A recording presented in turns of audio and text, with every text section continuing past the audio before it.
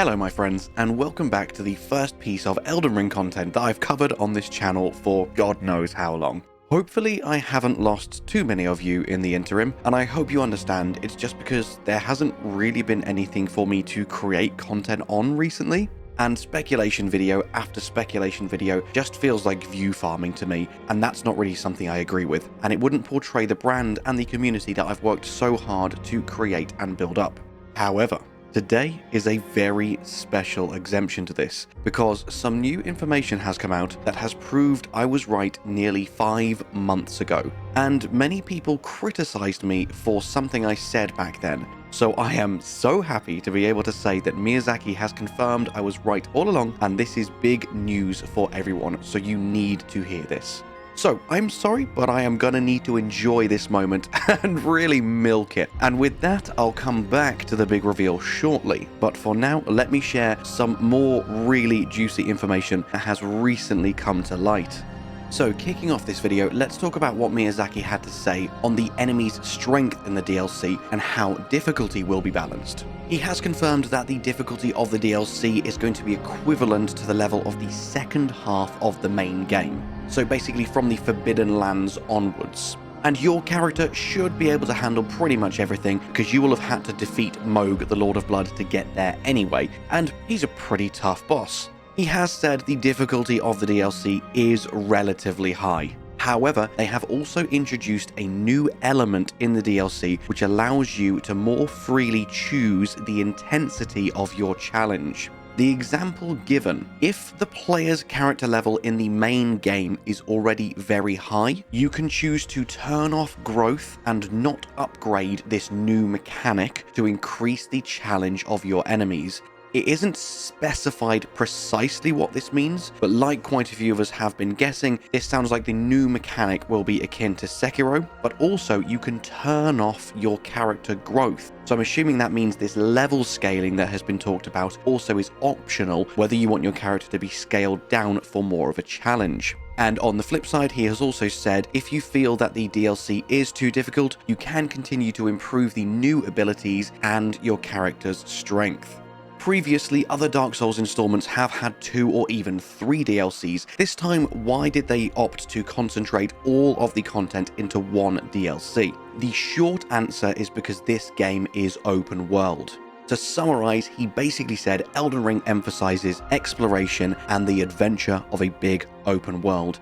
And in order to provide that experience on such a vast scale, it inevitably needed a really big DLC. Because if they split it into several smaller parts, the freedom of exploration and the sense of adventure would be reduced. And for that reason, it has also been confirmed this is the only DLC Elden Ring will be getting. After this, Elden Ring, the video game, is done. He said there may potentially be other forms of Elden Ring content later down the line, but I'll come back to that question later. I don't want to get ahead of myself. Another comment Miyazaki made on the size of the DLC, he also confirmed that almost every aspect of the DLC has existed from before Elden Ring was even released. And this obviously is through the form of the mythology created by George R.R. Martin. This has all been written since he wrote the story. However, the project of converting that into a video game was becoming so large that it was too difficult to fit it all into the main body of the game without making everyone wait for another few years. This content wasn't deliberately held back for the purpose of making a DLC. That was not their thought process at all, but it just naturally made more sense to do it this way so that we could play Elden Ring without huge delays, and also effectively get 2 full-length games for the price of 1.5. Talking of the length of the DLC, this question really did make me chuckle. Again, Miyazaki was asked how long is the duration of the DLC? Do you recommend players give priority to completing the main story and then experiencing the DLC? Or how do you reckon people should play the game? And he gave a bit of a wishy-washy answer, only because he felt bad unintentionally lying to players previously. So, before Elden Ring was released, Miyazaki said that it would take around 30 hours to complete, and after it was released, everyone then called him a liar. And the reason is, without trying to sound too cocky, he basically said Miyazaki and the rest of the development team have got so much practice in Souls games, and they've become so skilled and they know where everything is, that the duration to them has no reference value. They blitz through the game, and to them, 30 hours was a realistic expectation. So that means you don't need to fear when it was said a few months ago that the DLC would be roughly the size of Limgrave. I personally think it's going to be far, far bigger than that. And as you know, with Elden Ring, it's packed full of enemies, secret areas, caves, underground areas, portals to new worlds. I think even if the size, when you look at the map, isn't that much bigger than Limgrave, there's going to be so many layers, so much depth, and so many places to explore that it will actually feel enormous. As for the order of when you should play the DLC, they have said just play according to your preference. There is no strict order. However, if anything, they do recommend starting the DLC after completing the second half of the game, but before finishing the game, because the DLC doesn't directly connect to the main storyline of the game. So it's effectively like reading half a book, then going and reading a smaller book that's about something completely different, then going and reading the second half of the first book. They're related in some way, but especially if it's your first playthrough, it may start to make the story a bit convoluted, and it may be hard to follow certain storylines. Another question that was asked is around new weapons and magic.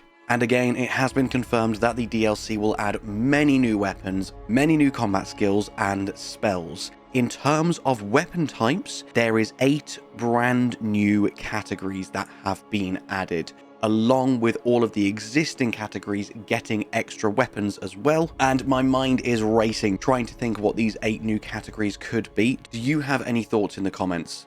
What new weapon types could they add to the game? I'm so excited. And he went on to state that even players with all of the weapons in the main game, they will definitely be able to get a new gaming experience and develop new tactics with the amount of new weapons, skills, abilities, and spells on offer.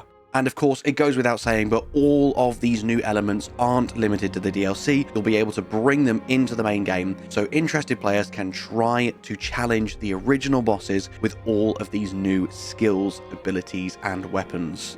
I have even more news to share with you, but I don't want to keep you waiting any longer. Now it's time for the big reveal I mentioned at the start of the video.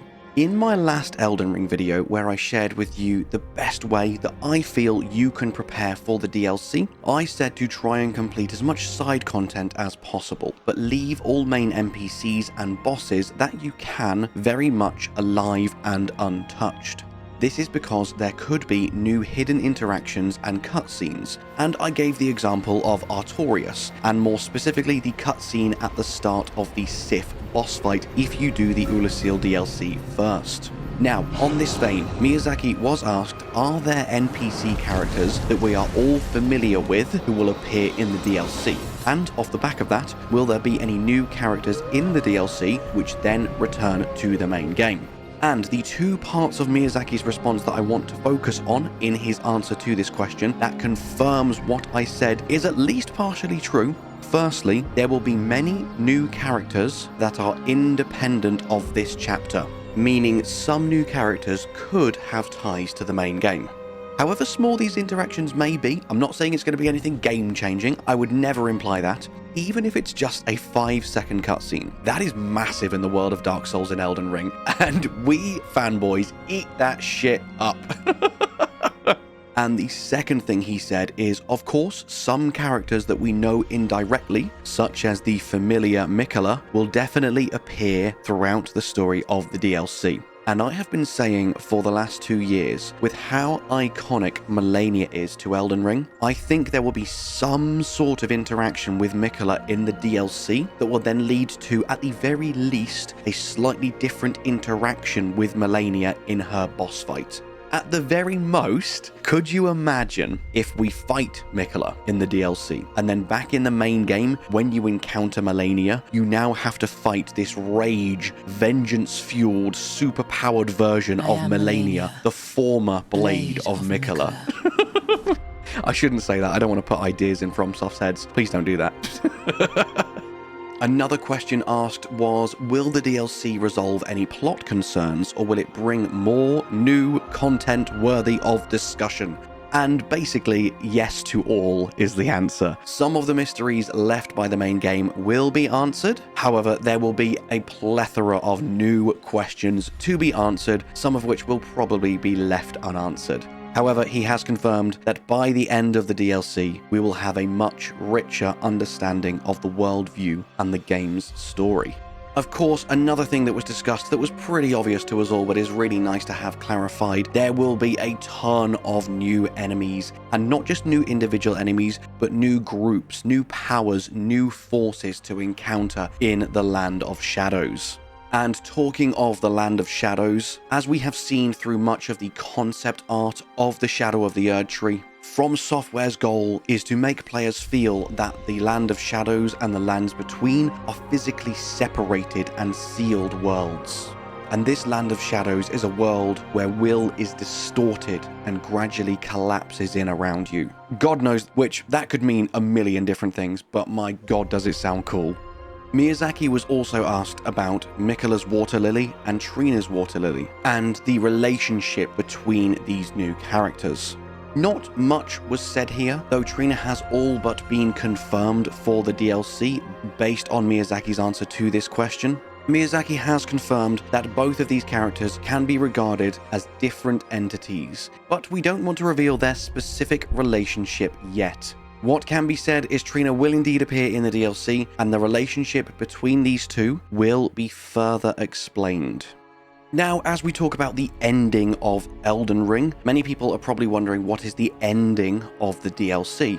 As with every single one of FromSoft's other DLCs, there isn't an ending. You can finish it, but it won't end the game. And it won't have an impact on the ending you choose for your main game, though you will still have to face some choices during the game which may or may not impact certain elements of your playthrough. Also, this is actually a new piece of information to me entirely. Alongside having to defeat Mohg to enter the DLC, you also have to defeat Radahn, which I must admit I didn't realise. And it was asked of Miyazaki why this is. And the answer was twofold. From the perspective of game design itself, considering that everyone just generally defeats Radahn first, then faces Mohg, it just made sense to do it that way. However, from a plot perspective, there is a lore reason, which players will understand after experiencing the DLC, but he gave away absolutely no spoilers as to what this may be.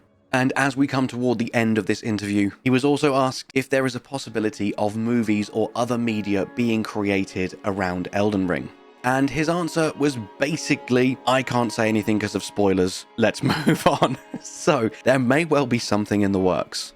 And the final two questions. Firstly, he was asked, since the launch of Demon's Souls, many Souls-like games not produced by From Software have come onto the market. And Miyazaki was asked, have you played these other Souls-like games? And as a pioneer of this genre, what do you think of the proliferation of Souls games today?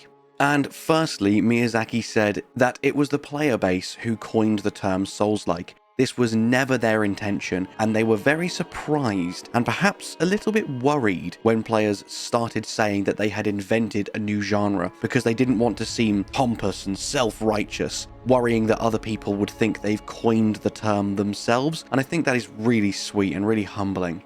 And also he confirmed that he does often play many other Souls-likes and loves pretty much all of them. He said their main goal is always to give the player a better gaming experience. And what better way to do that than play all the Souls-likes on the market and make sure you are always producing the best work possible.